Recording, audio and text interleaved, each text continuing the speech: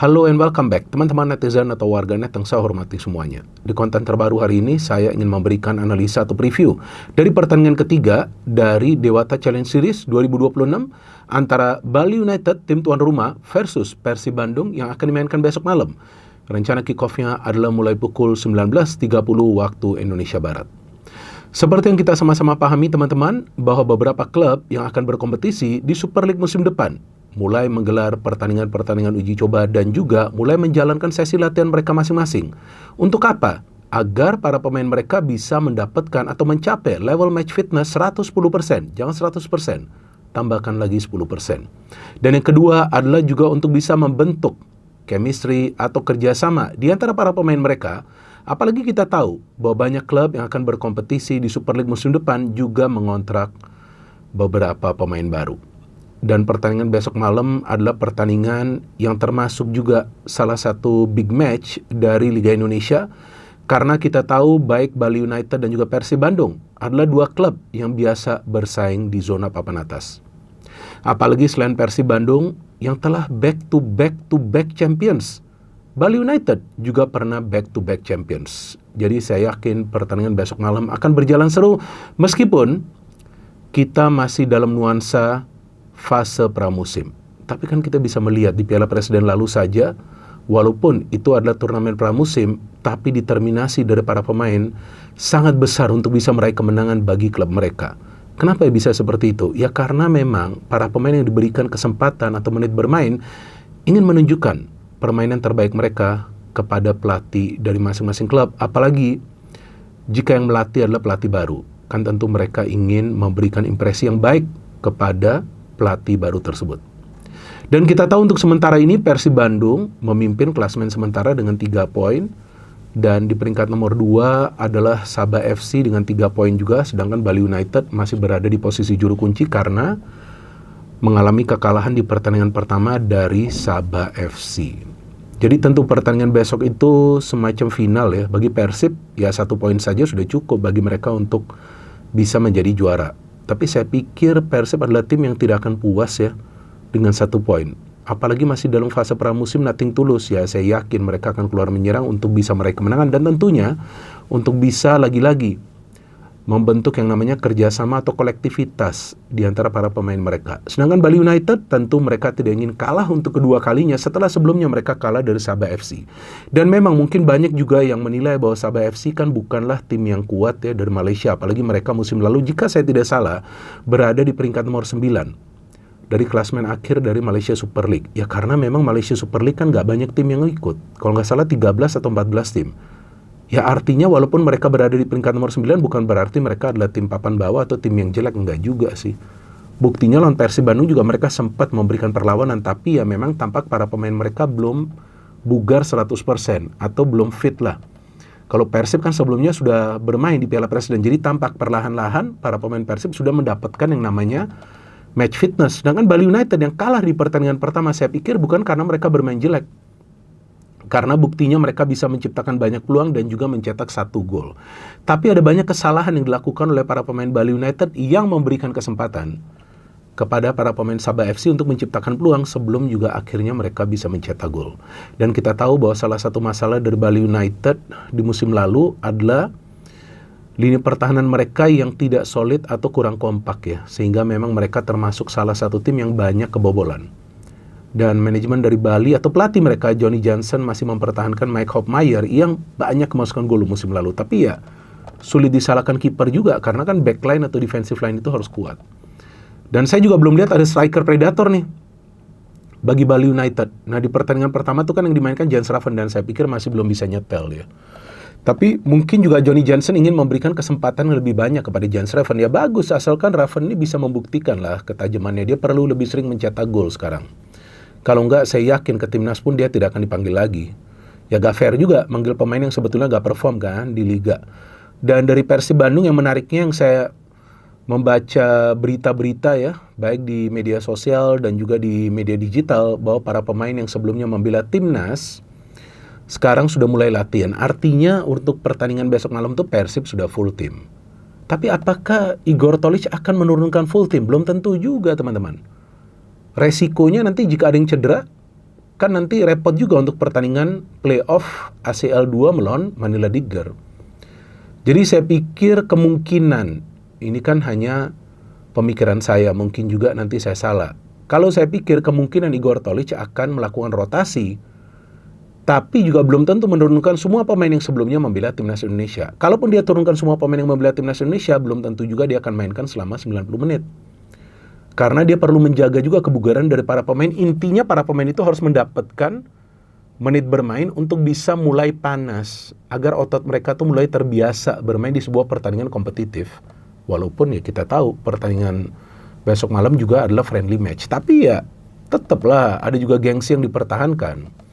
Saya ingin melihat lagi permainan dari Bali United ya, karena sebetulnya tim ini punya banyak pemain yang berkelas loh. Bahkan ada beberapa pemain baru lagi-lagi lah dari Belanda ya, yang mereka kontrak ya. Tapi kalau nggak bisa menjaga kedalaman lini tengah, di belakang itu juga nggak kompak, kemudian di depan itu juga nggak tajam, ya gimana caranya mau meraih kemenangan? Nggak bisa.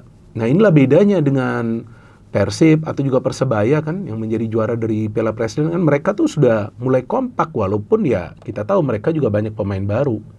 Dan saya pikir ya nanti tim-tim lain harus waspada dengan Persebaya loh. Karena sebetulnya mereka perlahan tapi pasti mulai mencapai loh peak performance mereka. Tinggal nanti bagaimana mereka bisa menemukan solusi untuk mencetak gol, kan ada Alex Martins dan juga ada Ramadan Sananta. Tapi kembali ke pertandingan besok malam, selain juga saya ingin menunggu bagaimana permainan nanti dari Bali United, apakah ada improvement atau enggak. Saya pikir kuncinya adalah di Yasida. Yasida ini juga mencetak gol kan ke gawang Persib dari free kick kalau nggak salah ketika musim lalu tuh bertemu di GBLA. Dan dia juga ada memberikan satu assist kepada Bruin. Saya ingin melihat performa dia karena ini pemain yang sangat merepotkan barisan pertahanan Persib musim lalu. Kalau dari Persib, kita tahu jika para pemain yang sebelumnya membela timnas diberikan kesempatan untuk bermain sebagai starter, maka asumsi saya, ini kan hanya asumsi saya, mungkin juga nanti saya ternyata salah karena yang lebih tahu itu kan adalah pelatih Igor Tolić. Tapi asumsi saya kemungkinan Tom Hey akan bermain dari awal, Eliano akan bermain dari awal untuk memberikan waktu istirahat bagi Lamin Tanamal. Lagi-lagi saya salah, Ali Tanamal kan, berarti Rangers bisa bermain di kiri, Kakang bisa bermain di kanan, atau Mutombo juga sebenarnya bisa bermain di kanan, tapi saya pikir enggak, tetap Kakang, karena yang berita yang saya terima itu bahwa Daniel Loncar itu gak akan dimainkan juga besok. Dia kemungkinan dipersiapkan untuk nanti ACL 2. Dan di ACL 2 itu kan mau full asing juga boleh. Memang dari AFC ya tidak ada batasan, aturannya seperti itu. Dan ada juga banyak klub kok yang lebih memilih lebih banyak memainkan para pemain asing mereka. Karena intinya kan harus menang. Nah kalau mau menang ya diturunkan pemain-pemain yang menurut pelatih itu pemain-pemain yang berkualitas dan siap untuk tempur. Dan jika Tom Hey main, nah kan banyak pertanyaan juga nih kepada saya ya, dari teman-teman, bahwa apakah Tom Hey dengan Gakuto bisa bermain secara bersama. Nah itu penilaian sebetulnya dari Igor Tolić. Meskipun kita tahu bahwa cara bermain mereka mirip tapi tidak sama. Kenapa tidak sama? Karena Gakuto itu adalah pemain yang lebih banyak melakukan progressive run, sedangkan Tom Hey adalah pemain yang lebih sering atau lebih cepat memberikan umpan ke depan. Jadi walaupun mirip ya, mereka adalah dua pemain yang visioner, tapi ya gak sama juga permainan mereka. Karena Gakuto itu teman-teman jika perhatikan ketika menyerang dia akan lebih dekat dengan garis pertahanan tim lawan. Kalau Tom Hey itu kan ketika dia dapat momen, dia gak akan tunggu sampai ke garis pertahanan tim lawan, dia akan langsung memberikan umpan. Jadi itu sedikit perbedaan. Tapi yang saya lupa untuk kasih tahu ke teman-teman tuh, waktu lawan Sabah FC kan Luciano gak main. Luciano gak main kan, waktu lawan Sabah FC kan. Nah Luciano gak main, tapi bagus juga lini tengah dari Persib Bandung kan. Persib versus Sabah, coba jangan nanti saya salah, nanti kan rame nih. Setahu saya gak main itu si Luciano. Luciano kan pemain yang bagus ya. Tapi Luciano pemain yang bagus, dia gak main. Tapi kan itu, lini tengahnya kan bagus, kuat kan lini tengahnya kan. Nah itu yang saya pikir yang harus dipertahankan oleh Persib Bandung, yaitu bagaimana caranya bisa tetap mempertahankan kedalaman dari lini tengah. Karena magic circle atau memang ruang yang penuh magis itu memang adalah di lini tengah dari permainan di atas lapangan hijau. Tuh betul kan, gak main kan si Luciano, tapi bagus kan lini tengahnya pada saat itu. Ada Adam Alis, ada Gakuto, ada Balsa, ada Peralta. Karena Peralta bermain di tengah sebagai attacking midfield. Nah feeling saya Peralta mungkin gak main dari awal ya, tapi kalau dimainkan dari awal lebih bagus sih. Saya ingin melihat permainan dia seperti apa. Memang dia permainan yang sangat berbeda, jadi tidak salah juga dia mendapatkan penghargaan pemain terbaik Liga musim lalu. Yang saya juga mengatakan udah ini udah pasti untuk dia, udah pasti Mariano Peralta, meskipun timnya gak menjadi juara kan, Borneo FC. Jadi ya benar juga ya ketika ada beberapa klub yang merebut lah Mariano Peralta dan berharap dia menandatangani kontrak bersama mereka, tapi ternyata Persib yang dapat.